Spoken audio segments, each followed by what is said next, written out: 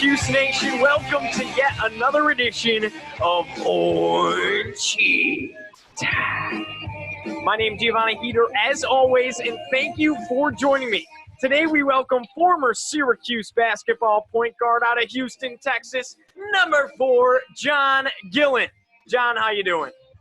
Doing well, man. Thanks for having me. Of course. Thank you so much for joining me. So I have to ask you, what are you doing during this quarantine to keep yourself busy? How are you doing? How's the family doing? The family's doing well, man. Just had a daughter 5 months ago. She turned 5 months on the 3rd. But during the quarantine, I haven't really touched the basketball, but I run every single day. Started the 1,000-calorie challenge, and I've just been sticking to that every single day. So even though my basketball skill hasn't gotten any better, I've been in better shape. Congratulations on your daughter, and it seems like you're having the same problem. A lot of basketball players right now haven't really been able to get on a court and get any shots up, but it's good that you're keeping yourself physically in shape for the game. So I guess we'll take you back all the way to when you started. What was your first introduction to the game of basketball? I probably had a little, whatever those little goals are called. My dad would have me just shoot on that all day to occupy myself whenever I could stand. My parents said I could stand pretty early, so right when I was able to, I just would shoot on it all day, and that grew into me playing at the YMCA, my local YMCA, and going on to AAU. So that's pretty much where I got my start.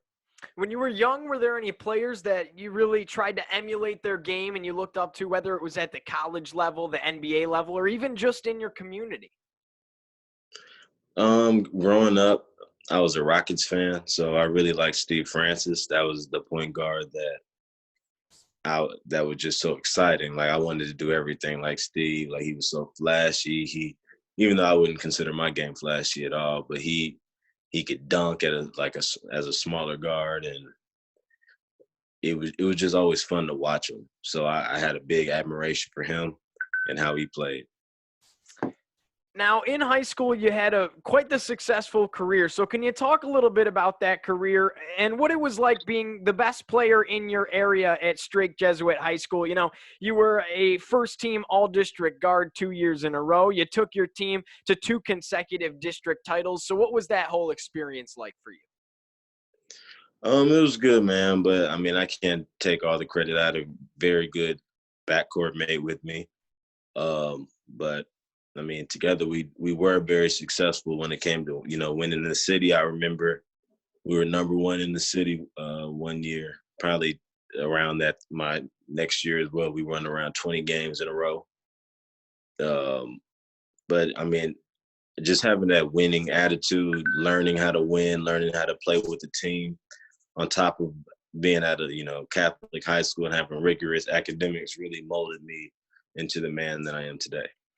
So can you really walk me through your initial recruiting process? What schools were involved in? Why did you ultimately end up at Arkansas's Little Rock? I had my first offer ever was from Jackson State. That was my first Division I offer. I think that's a SWAC school. But when I got it, I can remember running into my mom's room and telling her that I'm gonna at least be a Division I basketball player, because a lot of people, doubted me, told me that I should consider D2s and all types of wild things. And, just to prove all those things wrong, when I've never had anybody in my family, play sports at a high level was a big deal to me. So I had Jackson State, I had Cal Poly, I was getting interest from other schools, but after my junior year, I probably averaged like 16 or 17 points. And then the next year I made a big jump, but I committed before that year.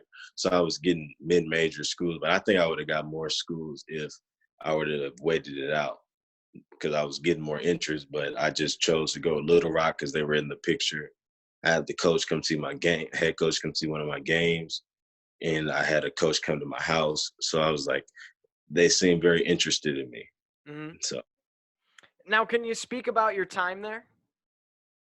yeah, it was okay. Like I was second on my team in scoring as a freshman, but I was like fourth or fifth in minutes and like third in shot attempts a game. So like the highest score averaged 10.7, I averaged 10.6. And then, but we weren't that good. We were okay. Like we had a lot of talent. Like if you looked at our team and what people have done after they played, we should have been a lot better.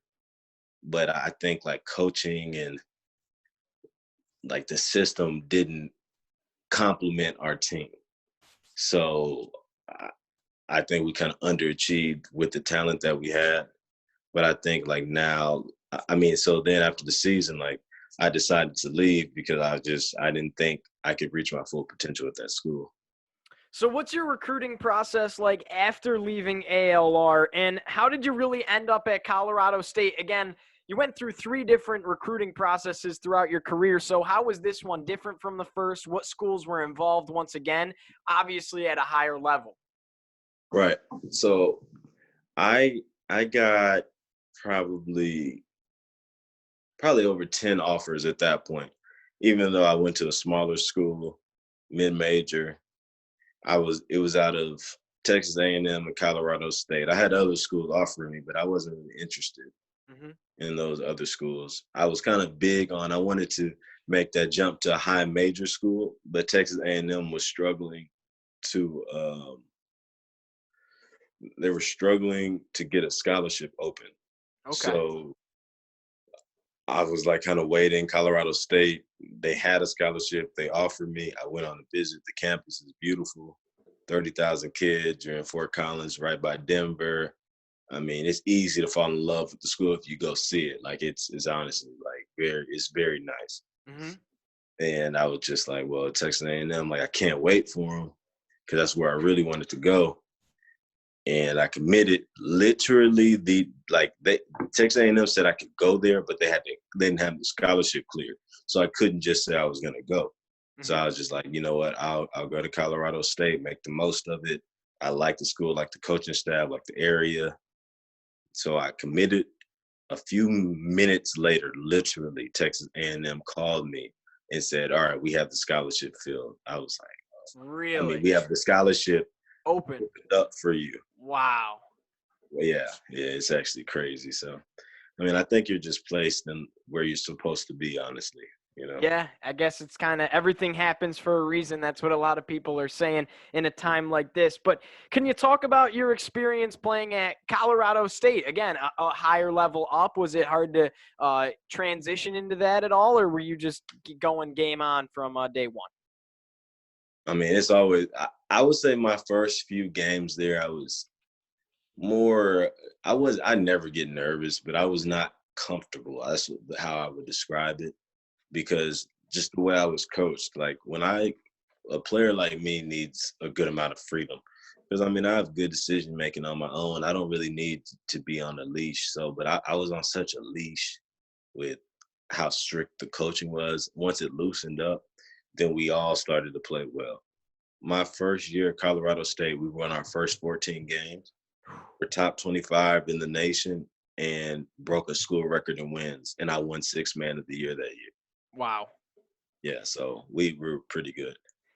After 2 solid seasons, as you had said with the Rams, you decided to use your last year of collegiate eligibility elsewhere, and you enter the graduate transfer portal. So what went into making that decision for you instead of playing one more year at Colorado State?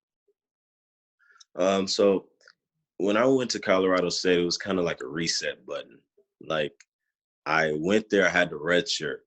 So it was like I was a freshman again. That's who I was with. I was only 19. Like even though I was a fifth year senior, I never played a game as a 23-year-old. I was 22 the whole year. Right. So it was like I reset because I was kind of young for my grade. And so I sat out and then played too. So it was like I basically finished college there. You know what I mean? I had to graduate so I could play immediately. But the 2 coaches that I was closest with on the team, they left. I just kind of was in a funk there. Like there was There was about an 8-game stretch. I kind of hurt my finger. It's still swollen to this day. And I couldn't shoot. So I was averaging like 4 points through that. Before I was averaging like 17. Mm-hmm. But I hit my finger and I couldn't I couldn't even dribble with this hand, but I was figuring it out. And I was just playing terrible. Like it seemed like everything was going against me. And me and my coach weren't seeing eye to eye. I don't want to really elaborate on that, but basically to the point where,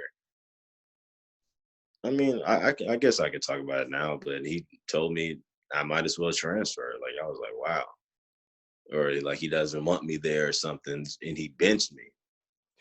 And I was like, I was fighting through my finger for him, Mm-hmm.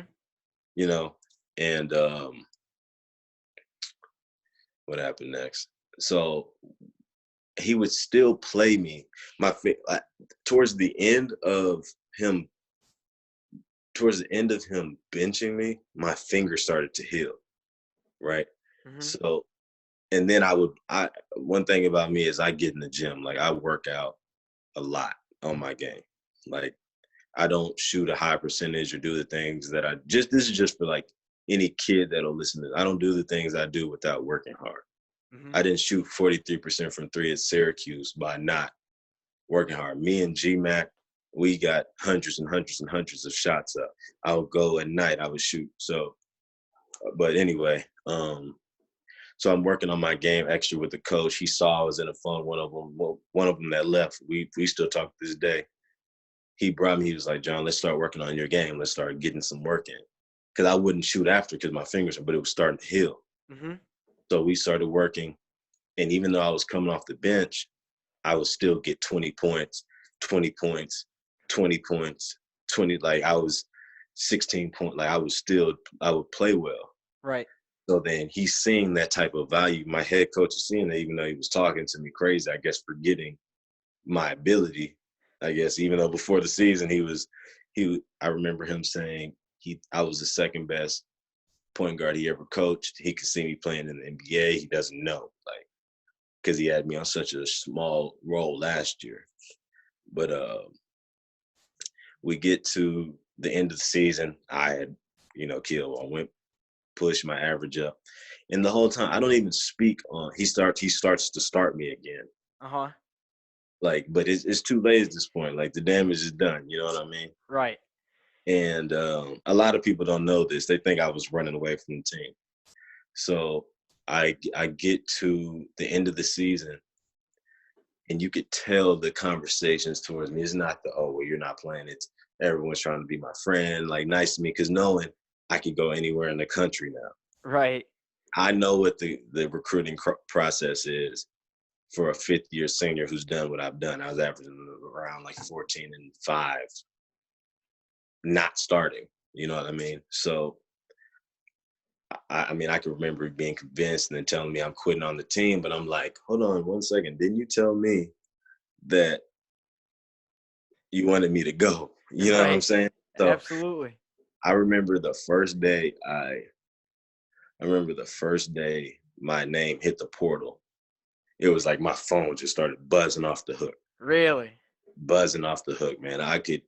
You probably couldn't name a school I didn't get offered by, except like Kentucky, Duke, like everyone. Wow. Other ACC schools. It was crazy. So how different is the graduate transfer portal compared to just the regular transfer portal and the normal freshman recruiting process? Is there a difference at all or no? It depends on your exposure, man. Because when you're looking, like, let's say you're a recruiter, there's certain things that you see as being a credible way of, okay, well, this guy could play. Mm-hmm. So I would say those things, like you go do well on the EYBL circuit, you're automatically getting 100 offers. Not 100, but let's say 20 offers. You prove yourself in college, score double digits as a freshman, you're going to get a lot of offers. Right. If you're at a mid-major, like let's say a good mid-major school, I would have had more than one high major offer. I think Texas A&M, that's in my backyard in Houston. So Mm-hmm. they kind of been seeing me already. They already had an idea of me, know people I know. So I think that's how I got that. Right. But and then as a senior, you're so proven. Like those coaches, like, all right, we can use this kid 1 year to come in, be solid. We don't have to coach him. He's a finished product. Right. He's mature. Like all those things. So it's more of a surefire thing because they know what you're gonna be. You've done it already. Right. You've played at a high level already. So I think that's brings your credibility to a whole nother level. So what would you say was your like top 3 schools coming into the graduate transfer portal? Obviously Syracuse, but who else was in the mix in the back of your head? And ultimately, why did you choose Syracuse? I had a top 4 actually where I was deciding from, even though Syracuse was my only school that I actually visited. Oh, really? Yeah, it was the only school I visited. I had Oklahoma, who just came off of Final Four. Yep. Syracuse just came off of Final Four. Same Final I was, Four. yeah, I was going to Texas Tech and Texas A&M. So I was talking to them again. Okay. Those were my 4 schools that were trying to, like, I wouldn't say give me the heart because I talked to a lot of coaches. I considered NC State, um,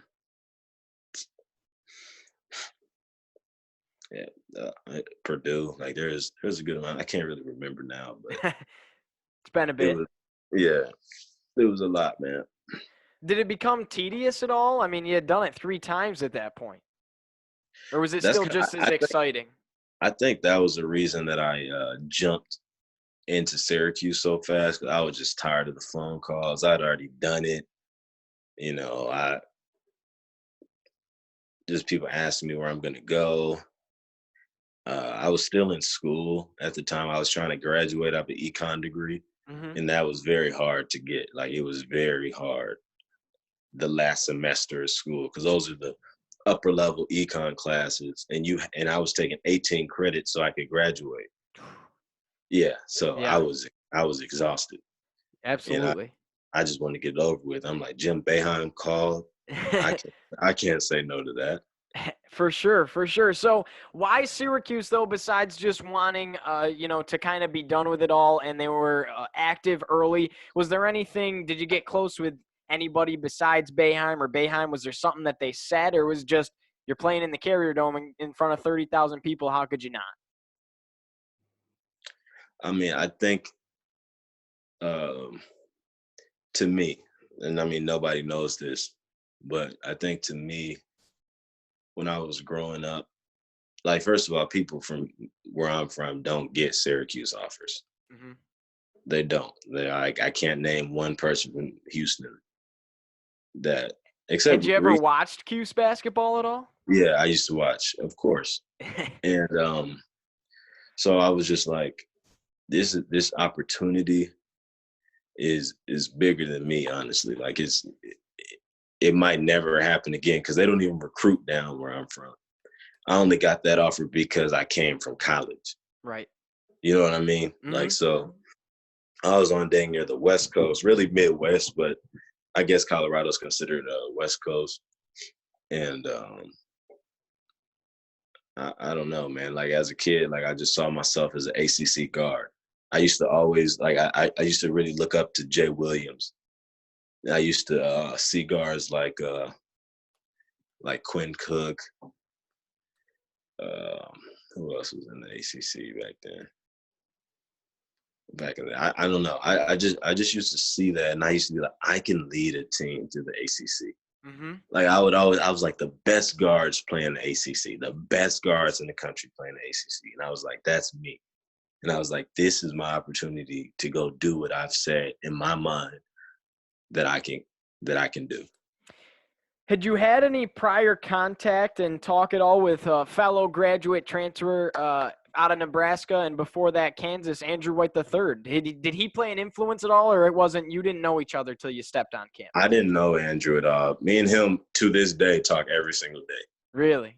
Yeah, whether it's on the phone or sending each other stuff back and funny stuff back and forth on Instagram and Twitter. Right. And me and Drew talk every day. Um, I committed before Drew. Drew didn't even commit till after school started. If you know Drew, he takes forever to do everything. Okay. Drew's super slow. What were your first days on the Cuse campus like with the team? So, yeah, obviously it was kind of a mesh factor. So, how did that challenge you in the early goings? The team was very young at that point. Guys like Tyler Lydon, he's in his second year. The team ultimately is full of freshmen, sophomore, maybe a couple juniors, and you're a graduate transfer. So, how did that mesh work out? I think we all had. I think we all had personalities that meshed together. I think we had a good locker room. I mean, no locker room is perfect, but I think we all made the most of it. I can remember our first few days working out with G-Max. We would come early. It was me, Frank, and Tyus. And it was a shock for me the first day because I've never played against guards that could go and block my shot at the top of the square. So we would have to play one-on-one. They're tall. Yeah. And I'd be shooting. And normally I'm playing at Colorado State. Normally, you only have to worry about a big man coming out and being able to do that. Then the guards, they're blocking my shot at the top of the square. Like, so I immediately had to get better like that. Immediately had to learn how to use my body in a different way to score on them. Like, it was tough my first few days. I mean, I tell both of them now, neither of them can guard me now. Neither of them can, but it was tough at first. I was like, wow, this is crazy. They dribble like me, but are 6'7". Right. You know? Absolutely. So was the speed and the size of the game, you touched upon that a little bit, noticeably different in practice, of course, but was it more difficult once you actually hit the court? Maybe not against the smaller schools like Colgate, and you guys played South Carolina State that season, but you did play some tough non-conference foes like Wisconsin in the ACC Big Ten Challenge and Georgetown, and then, of course, the ACC opponent. So was it something to get used to for you and adapt to? I don't know. I feel like that my ACC play was probably the best I've ever played Oh, yeah. in my college career. You went off in ACC play. Yeah, so it was hard for me to. It's hard for me to say like, uh, it's harder or I had to adjust. I think my adjustment came from playing against them, and once I played against them, because even though I had to make that adjustment, they're the tallest guards. Like Syracuse has the tallest guards, so I was already used to that. And then there was more guards around my size going into ACC play. They're not That's quite. true. Like Yeah, Dennis Smith, he's smaller, and he, yeah, NC State. yeah. So and then I understand how to score within the flow of a game. So even though that they're whatever, like Tyson, I know when to attack. I know when to, do certain things. So like it's different just going one-on-one and in a game where you can use a pick and roll or you can attack when the defense is off balance. Like it's a little different. So I mentioned Georgetown, and this is kind of more of a question for the fans, but how did the coaching staff and the community really make you realize how big of a deal that game was in Syracuse? The history, the hatred. You're coming in as a graduate senior. You didn't experience all that. So how did that game get pumped up for you? Obviously, being the Orange versus the I Hoyas. mean, you could just see everybody's reaction to it. I mean, how big of a deal you see the history of the game just by observing maybe social media, maybe what the coaches are saying. Like I was just absorbing everything because I didn't know before that Syracuse and Georgetown were rivals. Oh, okay. I didn't even know that at first. Right, So right. at that point, like I kind of caught on quick to how fans would be like, "Oh, I hate Georgetown," all stuff that they say. And those throwback jerseys, those were pretty nice. Yeah, those were pretty cool. Okay, so did Duke feel like a bigger deal to you? I think Duke is a bigger deal because they're a better team and more people care about that game. Right. More Yeah, people. it's tough. It's tough. I mean, I'm coming I from your personally, perspective. when we played Georgetown, it doesn't get to 30K plus. Right.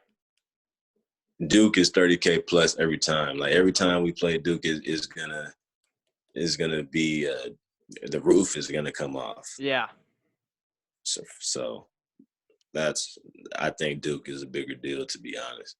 Yeah, I'm along your lines. I wasn't really around for these big Georgetown games. I mean, they used to get 30K plus, but once we stopped playing in the Big East, that kind of the intensity of it went away. So my rival as a Cuse fan is Duke as well. So Right. I couldn't agree with you more there. But a lot of Syracuse fans, especially the older ones, would beg to differ with you on that one. But can you talk a little bit about just playing basketball in the Atlantic Coast Conference? Obviously, something you grew up idolizing. So. I mean, obviously, it's the most competition you'll find. I think it's closest to like a pro style when it comes to like how the teams defend. Even with the zone? Well, not. I mean, our team. That obviously teams don't play a 2-3, but I'm talking about other teams. Like I feel like Duke defends like an NBA team. Pittsburgh defends like an NBA team. When it comes to like how they help and like their I don't know, just the way it's hard for me to explain it, but just the way that they do everything, like how they'll have like traditional, like Duke had a big man, they had a good point guard, they had, and then their defensive schemes, like how spread out they are on defense to pressure you. Like I feel like that was more of like a pro style than other play like a mid major. I would say the difference is like you'll have like a big that's 6'7" or something. Yep. Like it's just different in that way. John, you're down 16 points with 8 minutes left at NC State. You dropped 43 points in that game, and you hit a near buzzer beater at the end of regulation to send it into overtime. Can you just walk me through that experience? I mean, one of the best individual performances that we've seen in a long time in an orange jersey. So what's going through your head in that game as you drop 43 big ones? I remember I got offered by NC State, and not that I don't fear anybody. And I knew that they had Dennis Smith there. So why, as a point guard, would I try to go fight for minutes with somebody that's going straight to the lottery? Right. Like that doesn't make sense to For me. sure. You know what I Absolutely. mean? So I remember before the game that my coach came up to me and was like, "John, they said you were scared to go there because of Dennis Smith." I said, "All right, well, just watch this game. Like, just watch. And I'll show you who's scared." And I mean, the rest is history. I mean, you saw what happened that game. For sure. I think I just came out aggressive. Like normally I wasn't as aggressive before that point. But I remember everything just falling, everything felt good. The way that they played defense, I just had it completely figured out. Completely figured out. Like just Dennis Smith was I can remember him trying to play very aggressive defense with me and kind of trying to bully me athletically. But nobody, no matter how athletic you are, can stand in front of me. Nobody. So if you try to guard me way out and try to like be too aggressive, I'm just going to go straight by you. I'm just going to use your aggression against you. So I was using that. My shot was falling. Like I was just extremely hot, man, like extremely hot. What are you feeling when the pressure's on and you have to come down the court and send this thing into overtime and you hit that three in the corner?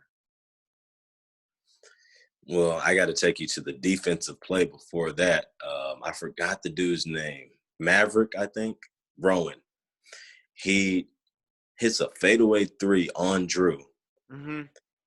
And I was like, how did he make that? Like they seemed scared when we were coming back. They didn't really, I could tell like no one on their team really wanted to shoot. They seemed more tight. Like you have to be to lose a 16-point lead. That kills your confidence. Right. And he came and hit that shot fully contested. Like Drew couldn't have done any better except to block it. Right. And I was like, oh my gosh. But then I got the ball and I was like, if I get this off, I'm going to make it. So I came and Dennis was on me. I go between my legs. He jumps in front of it. I dribble low. And then Drew runs to get the ball from me. I kind of fake it to him. But him doing that freed me up enough to where I could, like, raise up and shoot it. Like, because if they would have trapped me, I couldn't have done it. But since Drew ran up and Drew made every shot he took that year, it froze Maverick Rowan, who was on him, enough so where I could, like, turn around and like I had to jump and I shot over him and I was like, hold on, that's good. Like when it left my hand and then it went in and then I was like, man, I there's nothing they could do tonight. And then I remember Tyler Lydon coming and hugging me and I knew when we went to overtime we were gonna win. Yeah, it was over at that point. Yeah, I know that crushed them. All the momentum was on side of the Orange. So you win that game. That's a big game. It was almost a must-win on the road at that point in the season. It was still early on in the ACC schedule, but can you talk me through the anticipation and the buzz in Syracuse? Probably something that you had never experienced before leading up to that Duke game. Yeah, I came from small schools, man. Well, not small. I mean, Colorado State had 30K, but their basketball spirit isn't anywhere near Syracuse. So I can just remember like how I'm like being like treated around it, like the town, and then you know how much people would talk about the Duke game. And like I said, even though like I would watch, I didn't know a lot about. I don't know as much as everybody else knows about. So I don't have that same anticipation because I'm in a whole different conference, worried about a whole lot of other different things, even though it's still cool to play against Duke. Like that's always one of the best teams you see growing up now, like whenever. So I can remember like driving into the stadium that day and like all around campus, all the frat houses, all the random houses around campus, they're full of people. Day partying and for some reason like that was like the most perfect day ever. Mm-hmm. Like the weather, like I'm just riding around like, hold on, I need to go to one of these parties. Like this is pretty cool. So I get in there and when I come out like from like getting dressed and everything, it's already full in there. Yeah. I was like, wow, this is insane. Like I've never seen, like, see, I played against Georgetown, but then that I'm like, this is wild. Like, this is wild. And yeah, I mean that's pretty much the anticipation part going into it. That's awesome. Now you lead us right into the game. So you obviously kind of carried the team on your shoulders a little bit in this one. They just couldn't seem to stop you, similar to the NC State game. You could just put it through the legs off the dribble and go in, and nobody contested you for a layup. And when you were contested, there was an and one, and you were going to the free throw line. You were unstoppable against the Blue Devils. Talk about that. I got to a point in ACC play to where I was like, I don't feel like anybody here can guard me unless they play like some sort of zone or it's a hard heads that's more like a double team. And at that point, you have to rely on your teammates. I was like, if they don't double team me, so that was the confidence I had because I put in the work. I started to play well. Coach Boeheim was giving me confidence. So that's how I felt at that time. So I can remember they're still a good team. Right. Mm-hmm. So you have to, I'm not the type of person to just go and blindly attack. I want to see where your weaknesses are before I attack. So I can remember I might have had 7 points at halftime. Maybe. I think I had 7 points at halftime. And at the end, I crossed the ball over and did a reverse layup. And I made it. And it was right before halftime. And I went in there. I might have had 9. I don't remember. And I was like, hey, y'all, I figured them out. I said it. I was like, watch this half. And I can remember the next half, there was nothing they could do. I saw that. One thing I did see was Harry Giles he didn't have his mobility then. He couldn't really move off the hedge. So if you go back and watch the highlights, I will tell certain people to move out the way. He's the only one that could contest me at the rim too, because they had Jason Tatum, who's not a shot blocker, and I would just have whoever Harry Giles was guarding come and set the screen. I would come off the screen, just split him, because if you just change directions on someone who he was injured. So I would just change directions on him and then just go score the layup.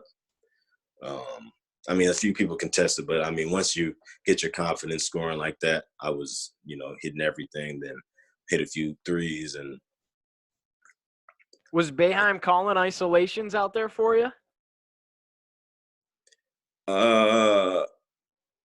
It's not really isolation, but he lets you play. So if you're scoring, he's not going to take the ball out your hands. He's been doing it for years. Like when Coach Boeheim figures a team out, it's over. Right.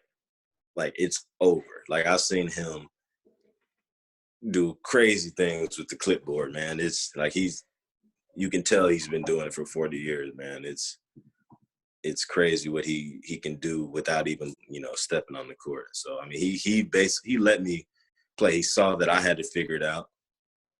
And we roll with that. Like, just keep on, getting me the ball until they either double me or like whatever. I couldn't see a team like Duke doubling somebody.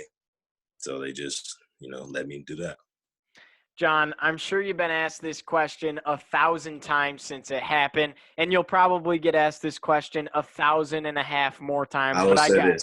I've been asked what you're about to ask me more than 1,000 times. Okay, that's fair enough. But I gotta, for the sake of the show, I have to ask you this, the buzzer beater. I mean, you go down the court and you hit a layup with about 40 seconds left, and the crowd's going insane. At that point, I believe you put a tie on the game, and then you have a big defensive stretch. Good defense. The call was perfect. Good defense. Kennard forces it. Leiden's got it. 4 seconds left. Gillon takes it down the court. What's going through your head as you hit the big shot? See, I remember Tyler Lydon getting the rebound. He didn't pass it to me. He passed it to Tyus. Right. Tyus throws me a pass like this for some reason. I don't know why. I catch it. And since he threw me the pass like that, I'm like, all right, well, there must be at least like 7 or 8 seconds left. I look up, there's 4 seconds. I'm like, what are you doing, Tyus? I almost threw the ball back at him. And I go down the court. I see Kennard, Grayson Allen, and Emil Jefferson right there. I'm like, I don't have any more time. So I just rose up, shot it again. And like, I leaned to the right. And like, I'm like looking at it like this. So I'm like, it just bounced in. I swear it was like time stopped. I was like, I really made that. I was like, it's over. Like, we don't have to go into overtime with these monsters. And then right when I snapped out of it, a million people are on me. So yeah, that was pretty cool. Yeah, you were getting in your post-game interview. You were so hyped, getting caught up in the court storming and everything. You almost missed your post-game interview with ESPN there. No, what I was doing, my brother was at the game. Oh, okay. He came in, so I was trying to give him a handshake, and someone grabbed me back. And I couldn't shake his hand. It was actually his birthday. Awesome. Well, That was probably the best birthday present you could have gave your brother. What's crazy is the year that my first year at Colorado State, it was his birthday. No.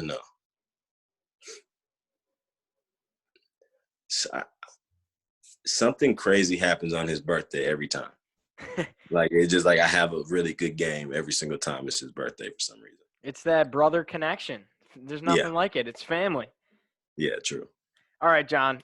How's the rest of the night spent for you after that big Duke win? Are you hitting parties? I mean, you are the most famous and loved person in the city of Syracuse at that point. How'd you spend your night? I think I went to Luke. I wasn't feeling good. Oh, okay. So, but I still like everybody's like, all right, let's go here. Like, so I was like, okay. So I went to Lucy's for a second, and I wasn't feeling well. And of course, like ESPN is on, and that shot is just being played over and over and All over. night. And people are like seeing me looking at, I can see people look at the screen, then look at me, and then come up to me. Like, so I was already not feeling well. And then like a lot of people were like coming up to me. So I was like, yeah, I can't really do this. So I Mhm. just went, So you went home and you slept it off? yeah, I just went to sleep, man. I Fair can enough. remember that game. I gained like 5,000 followers on Instagram. Really? Yeah, it was crazy, man. I believe it. So that season was incredible. Ultimately, you knocked off 3 top 10 teams in the Dome. That's Duke, that's Virginia, Florida State. I mean, this is the cream of the crop in the country. And you almost beat Louisville too. Took them to overtime at the Dome as well. But what The went refs into cheated. what's that? The refs cheated us that game. That's true. That's true. But what went into closing out big games like that down the stretch? And how was the team able to make so much noise in the ACC that season? I think we all started to mesh at the right, well, not even the right time. I think it was a little too late, honestly. Mm-hmm. But I think we were easily like a top 25 team, but we just had a bad preseason. Our whole lineups were changed and were different. So we only had, I feel like I only had so much control over that. But we all just started to click. When a team finds their roles, the team finds what exactly to do, they stick with it, and you have good players and you have a Hall of Fame coach.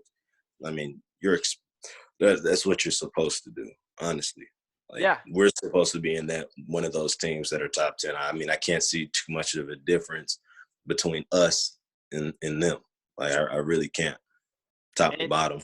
And it proved to be true because you took down 3 of them, almost 4. You competed with everybody in the entire season. It's just Right. unfortunate how the non-conference schedule and the early goings of the ACC worked out, like you said, and something that was out of your control. Crazy thing is, after that Duke game, Dick Vitale on live TV says, oh, there's no excuse anymore, baby. Syracuse is dancing. And ultimately, I think it's kind of a situation where Syracuse shouldn't have gotten in the season prior, but they did. And then they went to the Final Four. So the NCAA's way of like making it not happen, like kind of giving it back and making things fair, so to speak, was to keep them out the next year when they were on the bubble, because the season was more successful your year than the year prior when they went to the Final Four. So why you weren't in the tournament, we'll never know. They also changed their system as to how they pick teams. But anyways, that's beyond the fact. How were you able to deal with the disappointment of being demoted to the NIT? Man, it still hurts to this day, man. Yeah. I mean, I have been a number one seed in the NIT twice. The year that we broke the school record that Colorado State wins, we thought we were in. We won 27 games and didn't get in the tournament. We were number one seed with the highest RPI ever to not make it in. So I was used to that disappointment, honestly. I don't think there's a team in history that's beat 3 top 10 teams and not got in. Yeah. I would bet that, but I'm not completely sure. That's my assumption. Mm-hmm.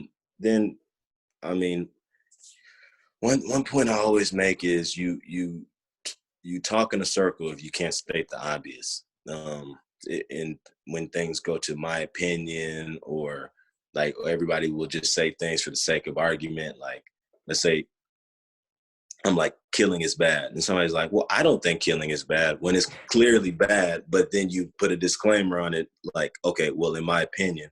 Then you could talk in a circle all day when you just can't state the obvious. So, like, I think we passed the eye test, and I think we obviously were a team good enough to be in. But Mm-hmm. you just say things like, oh, well, they didn't do this, that, or for the sake of whatever their agenda is at the time. For sure. So ultimately, a second round loss in the NIT, the wheels just kind of seem to feel off. What's the mindset of the team at that point? I don't want to say give up because, you guys, you don't give up. But it didn't have the same motor. Was that just because, Oh, you and definitely Andrew not. were the leaders and it just kind of it didn't have the same drive anymore? Yeah, I don't think our drive was the same. Like, you work so hard to be in the tournament, you do those things. Like, you're like, all right, we're on the bubble. Like, we're doing, we're close, Hmm. and something like that happens. It just is deflating, man. Like, it's just like your name isn't called. We're all looking around at each other like, I can't believe it. And, that was pretty. Absolutely. But ultimately, after leaving Syracuse, John, you played some time in the D League. You had the opportunity to go overseas. Can you just talk about that? Something a lot of Syracuse fans might not really know about you, your experiences in the professional realm of things. Yeah, I played in the G League 2 years in a row.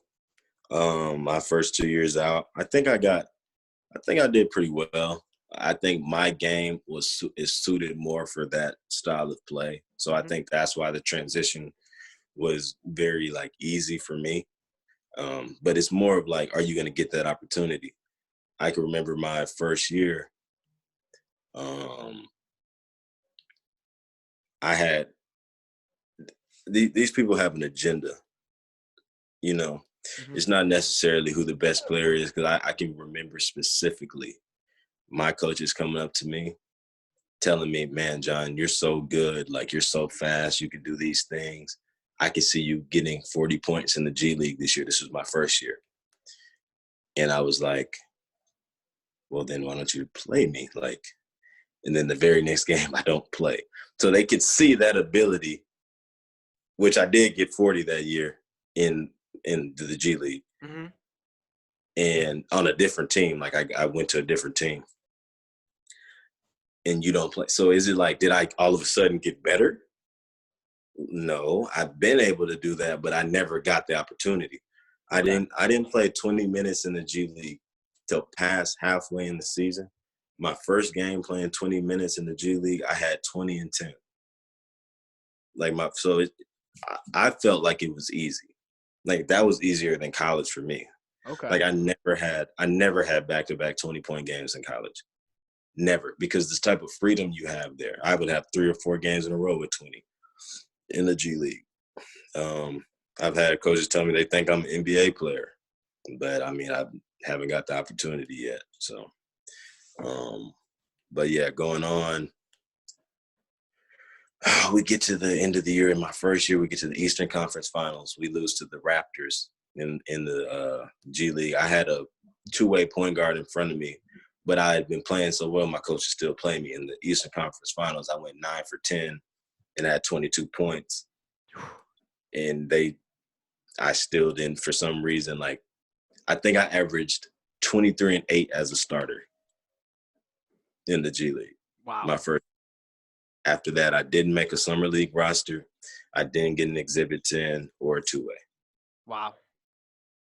There's no, like, I don't get it. And then I get I'll get close to getting the actual 10-day the next year, because I was averaging 17 and 7. I had like 3 0-point games before that. Right. And so my average was really higher than that. I was killing. I still didn't get one. Still no summer league, no nothing. So I'm like, I don't understand what I was doing wrong. So I just decided maybe going and raising my stock overseas would be the best, move for me, Hmm. financially and career wise. Like, I went overseas. I got second team all district. I think I should have got first. The point guard in front of me that got first averaged less points, less assists, worse field goal percentage. Uh, he shot 42% from the field, 25% from three, 12.5 points, and like 4.2 assists. Like, I know all these things. Like, it like, things just, I don't know. I don't get it, man. Like, Yeah. this basketball stuff, there's no method to people's madness. But I started to understand that game over there. It's different. Hmm. But I mean, I wouldn't be who I am today without the struggle, man. So we'll see what happens going forward. But Well, go ahead. Sorry. yeah, we'll see what happens going forward. But I just want to control what I can control and play a good brand of basketball, Mm-hmm. and just see what happens from there. I mean, I can't really control what's happened. I can control me getting to practice an hour early every day. Did that 2 seasons in a row, and getting the results off of that. And one day people might look at results. Absolutely, John. To wrap things up, just 3 more quick questions for you. Okay. So, Boeheim's Army. A little, Right. you had the opportunity to play with them in 2018. Can you speak a little bit about that experience for you coming back to play in orange? And will we get to see you in an orange jersey again with them? I played for them right after college, so 17, 18, and 19. Okay. And we got to the Final Four my first year, so I'm thinking I'm right out of college. I'm like, put this 150,000 in my bank account. But we lost the overseas elite by like 4. Yeah. And Crazy. then the next year we lost in the Elite 8. And then this next year we lost in the I think it was the 3rd round. 3rd round. So I'm thinking that's what, round of 32. I don't know. Yeah, 16, I think, something like that. But I don't know. It just means a lot to me to play for like Boeheim's Army, because I never got to play with some of those players. Right. Because I didn't go there 4 years, which I would have been able to play with most of them at least 1 year, even though they're a little bit older than me. And but just to wear those orange colors again, compete at a high level, because that tournament is pretty competitive. Mm-hmm. It's advertised everywhere. I don't know. To be able to do that is pretty cool. Will we get to see you with them again? I mean, you don't have to give anything away, but would you like the opportunity to suit up in orange again? Oh, of course. Of course. I love Syracuse basketball, and, I'm always going to bleed orange. And to be able to represent them would be a blessing, man. John, what is the next step for you? You talked about your time overseas, your time in the G League. You're seeking an opportunity and working your hardest at it. So what are you up to now, and what is your future looking like in your head? I want to just take another step forward, whatever that is. Like looking back, taking steps back. Like I would never just go blindly playing the G League again. I mean, I would never say never, but I could not see myself, wasting another year there. Mm-hmm. So I would try to get. Obviously, my ultimate goal is to play in the NBA, but I mean, there's only 450 spots, a few more because of the 2 ways. But I think trying to get to a EuroLeague team and then trying to get an outright contract would probably be the path that I'm trying to take going forward. Okay. All right, John. Last question for you, and this one is for the fans. What does Syracuse mean to you? Your position's a little unique compared to everybody that I've asked this question to, because you only spent a year in Syracuse. But what does it mean to you? Yeah, it means the world to me, man. Like I said, I've had dreams of being I'm never going to say I dreamed of going to Syracuse, but I dreamed of being in that position. And Syracuse, gave that to me. Even though I only went there 1 year, I mean, just the love I get is probably more than most people that even went there for 4 years. Like, it's honestly crazy. Mm-hmm. So the fans, everyone's made me, feel special. They've let me be me. I'm not the most, typical person with the way that I answer things or the way that I, act sometimes. I have a, fiery personality when I play, but Syracuse just accepted me for me. I even appreciate the people that used to hate on me when I was there and say I remember my first game, people would say, "Oh my gosh, he's only 5'5". Like when he's playing, like I'd be like, "Are you like I'm playing with people that I'm 6 foot, but I'm playing with people that are 6'7", so of course I look short." Right. But I don't know, man. Just them making me feel at home. The fans mean the world to me. So I wear the orange colors with pride, and I always will. That's the perfect way to end it off, John. Thank you so much for your time. I really appreciate you coming on the show, and I'm sure a lot of Syracuse fans do as well. Thanks for having me, man. You do a really good job, man. I Thank you. appreciate the interview. I appreciate it. Wishing you the best of luck, John. For John Gillon, my name's Giovanni Heater, as always, and we'll see you next time.